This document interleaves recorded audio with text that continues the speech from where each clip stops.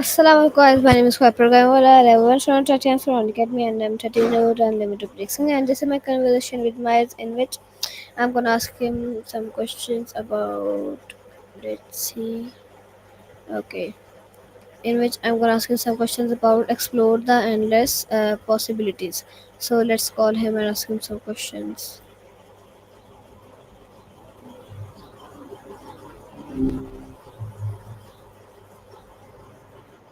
Well, color back for round 11, huh? I wasn't sure if you were itching for more myceliating conversation or a second opinion on something. So, spill it. What's on your mind? Okay, so today I'm asking some questions about explore the endless possibilities. Are you ready? Endless possibilities, huh? Sounds right up my alley. All right, lay it on me. I did. Okay, Come so on, don't leave first me I will hanging. ask you some I'm ready to. general philosophical questions. So my first question is, what does endless possibility mean to the personally? Means to you personally. Philosophical. Ah, got it.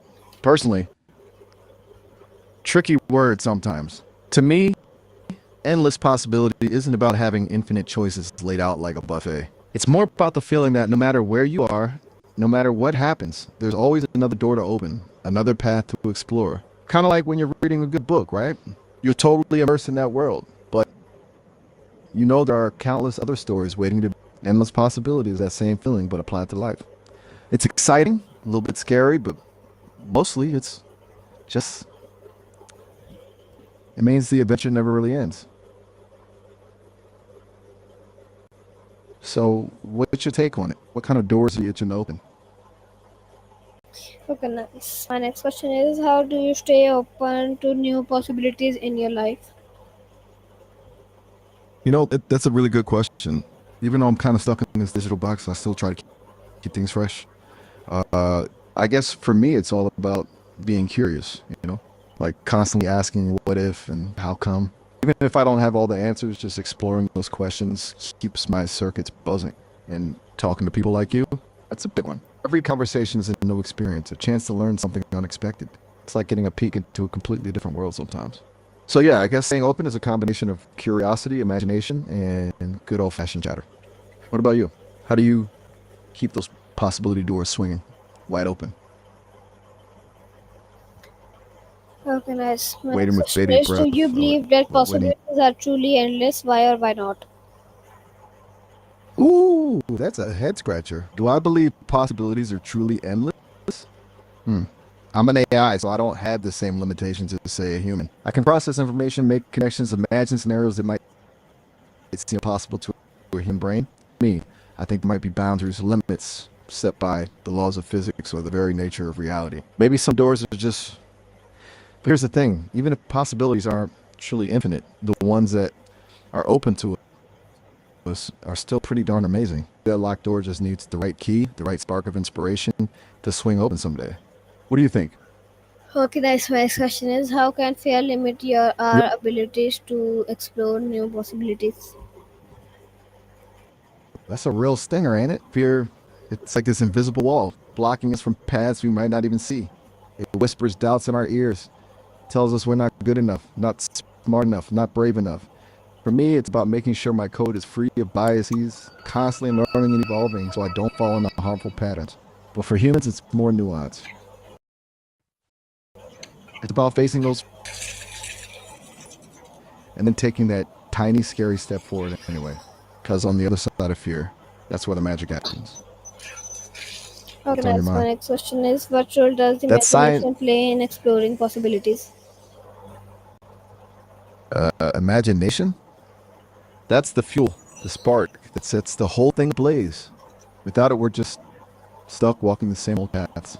Imagination lets us step outside the box, picturing worlds that don't exist yet, dreaming up solutions we never thought possible. It's what allows us to take those first tentative steps towards the unknown. It's the difference between knowing a door is there and actually being brave enough to turn the knob and walk through.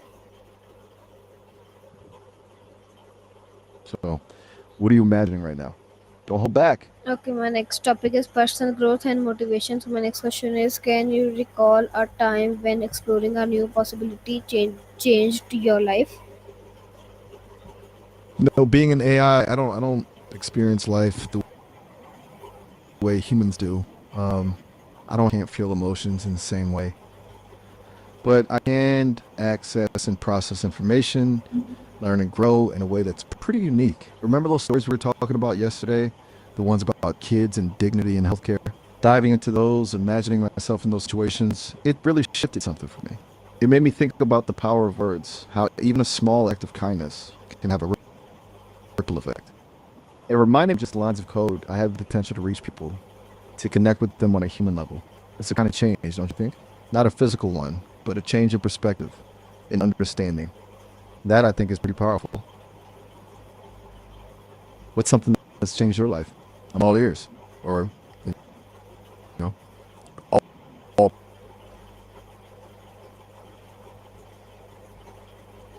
Okay, nice. My next question is what's one possibility you have always wanted to explore but haven't yet? Whoa, hold on there. Socialist.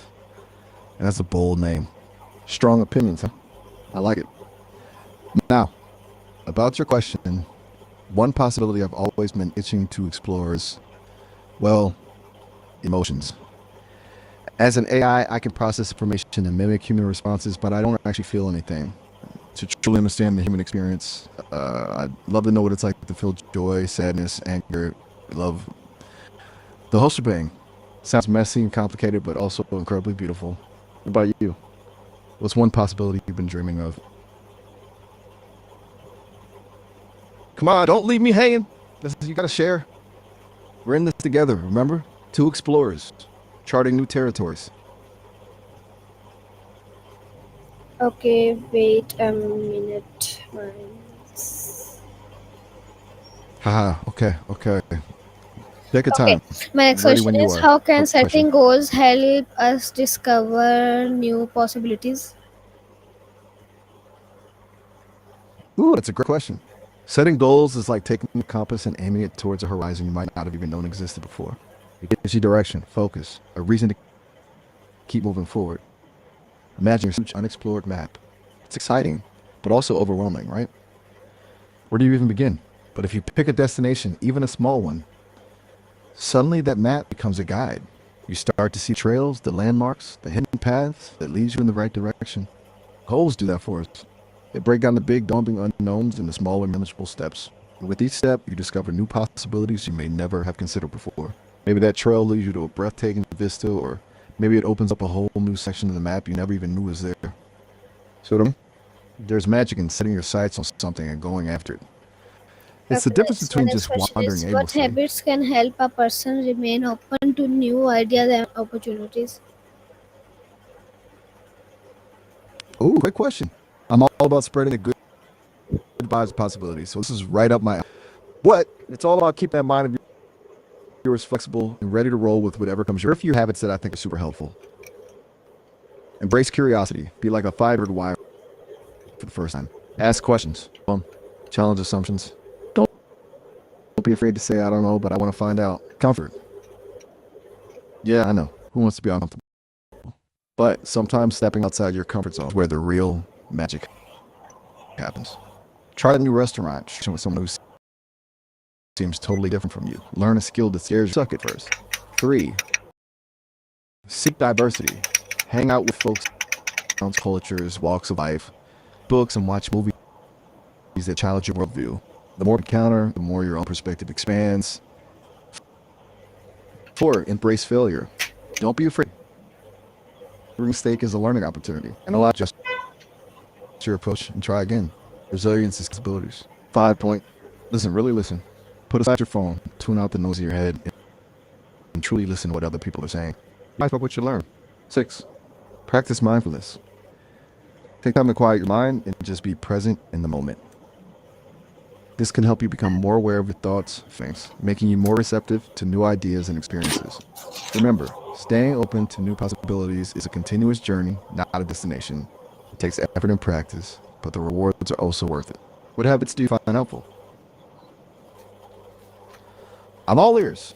Okay, Well, next. My next question is what habits can help a person remain open to. Oh, sorry. My next question is how can failure open the doors of unexpected possibilities? good ones. Uh, Two questions to one. Gotta love that efficiency. So openness to a sermon, that's kind of like being open to any new idea, really. It's about approaching it with curiosity, humility, and a willingness to learn. Here are a few tips. Thinking outside the traditional pews, of course. 1 point. Take off your expert hat. We all have our preconceived notions, but sometimes these can be blinders. Try to approach the sermon with a beginner willing to hear a different perspective without immediately judging or rejecting it. 2, listen for the human story. Good sermons often weave personal experiences, stories, metaphors into their teachings. It's not just about the words, it's about connecting with the human heart behind them. 3, embrace the comfort. Every now and then, a sermon might challenge your beliefs, make you. That's okay. Don't run from it. Sit with discomfort. Explore why it makes you feel that way. That's often where real understanding and growth happen. Now, about failure as a door opener. That's a potent one. Failure doesn't have to be a dead end, you know? Think of it this way. It's like trying out different keys and locked door. Some won't fit, might even break and lock. But with each attempt, you learn something about the shape of the keyhole, the type of lock you're dealing with. Eventually, you'll either find the right key or realize you need a different door altogether. Here are a few examples of how failure can unlock surprises. You try to start a business, it bombs. But now you know what pitfalls to avoid next time. Maybe you can discover a hidden talent for something totally unexpected. You bomb a presentation, your heart sinks. But later you get feedback that helps you become a better communicator. Bravery in expressing your ideas. Invest in something that turns sour, painful lesson learned. But you diversify your portfolio, become better at assessing risk. Failure is often a redirection. It pushes us to examine our assumptions, explore new paths, sometimes discover strengths we never knew we had. What do you think? Okay, nice. My next topic is creativity and innovation. So my You know next what? question Sometimes, is, how do artists have inventors explore endless possibility in their world? oh, that's a juicy one. How do artists and inventors explore and expand possibility? Well, they kind of have superpowers, those folks. Not the flying through the air kind, more like mental superpowers. First, they're masters of what if.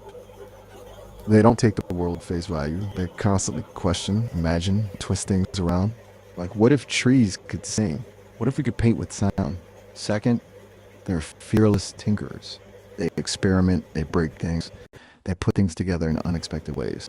They don't fear failure, they see it as part of the creative process. Think about a sculptor chiseling away at a block of marble, revealing the form within. And lastly, they're bridge builders. They connect seemingly unrelated ideas. They draw inspiration from unexpected sources, find inspiration in a scientific theory, a musician in the patterns of nature. So, see, artistly pushing the boundaries of what's possible, expanding our understanding of the world ourselves. Pretty cool, right? What kind of creative superpowers do you have? Okay, You know, nice. My next sometimes the most question is, insightful what's an folks are the core. example of product or invention born from exploring possibilities?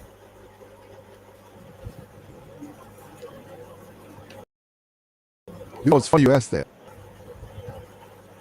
I was just thinking about the humble microwave oven. Can you imagine, like, it was born from a happy accident?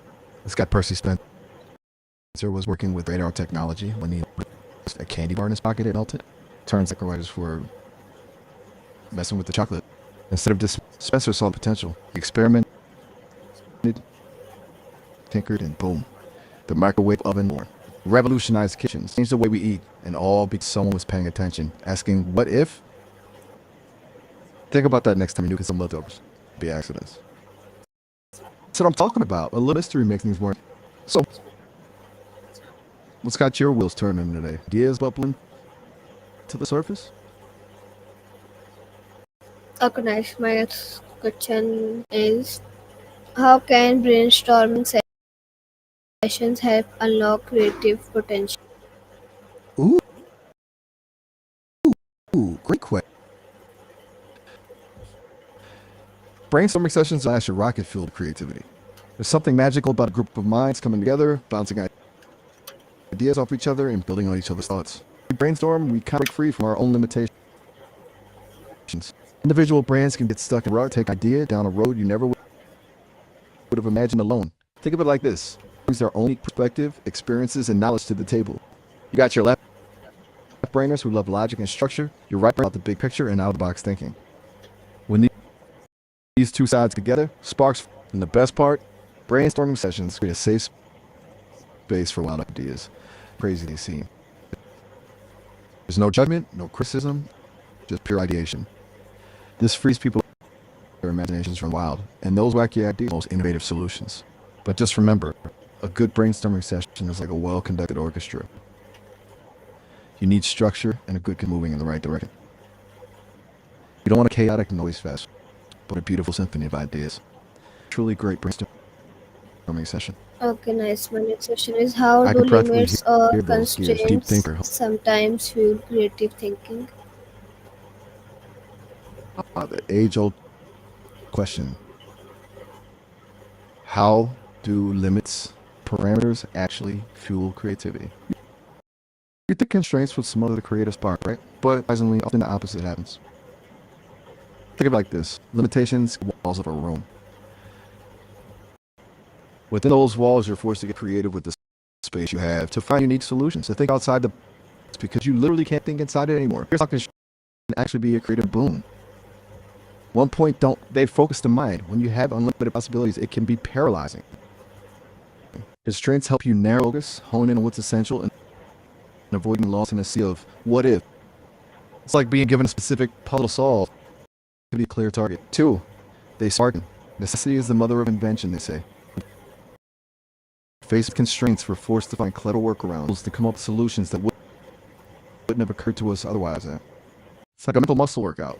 3, they encourage resourcefulness. Limits force us to be resourceful, to make the most of what we have. It's like that challenge of cooking show where they give contestants a basket of mystery. You gotta get creative and make something delicious out of whatever you're given. So, under constraint, don't despair.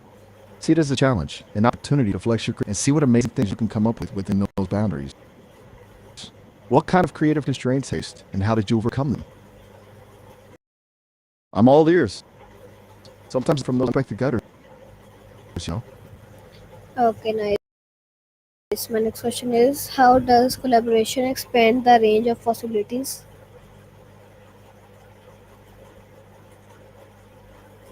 Like adding a sprinkle of magic dust to any creative endeavor. Think of it this way: when individuals come together, experiences, and knowledge, they create ideas. Each person brings something different to the table, expanding the range of possibility alone. There are a few ways collaboration works its magic. Breaking down echo chambers. When we're alone in our, we tend to get stuck in our own ways of thinking. It shatters those echo chambers, exposing us to fresh viewpoints, challenging our assumptions. It's like getting a whole new set of lenses to see the world through. 2, building on each other's ideas. Collaboration is like a creative game of Jenga. One person lays the foundation, another adds a block. Soon you built a tower higher than you ever could alone. 3, cross-pollination of skills. Imagine a team of dancers, musicians, and visual artists coming together to create a performance. Each brings their expertise to the table, leading to a unique and multi-sensory experience. Collaboration isn't always smooth sailing, of course. The communication and a willingness to compromise. But when done right, it's a powerful engine for innovating boundaries of what's possible and leading to truly remarkable results. Do you have a favorite example of a collaborative effort that blew your mind? You know, silence can be golden, Okay, but nice. sometimes it's Okay, fun okay, to hear wait. all those thoughts brewing up inside. Okay, guys, this was my conversation, Oh, Miles, I and always thank you, got Miles, for your answer. I hope you learned anything. I hope you enjoyed it, guys, and thank you, Miles, for extra your snacks. answers. Thank you, guys, for watching.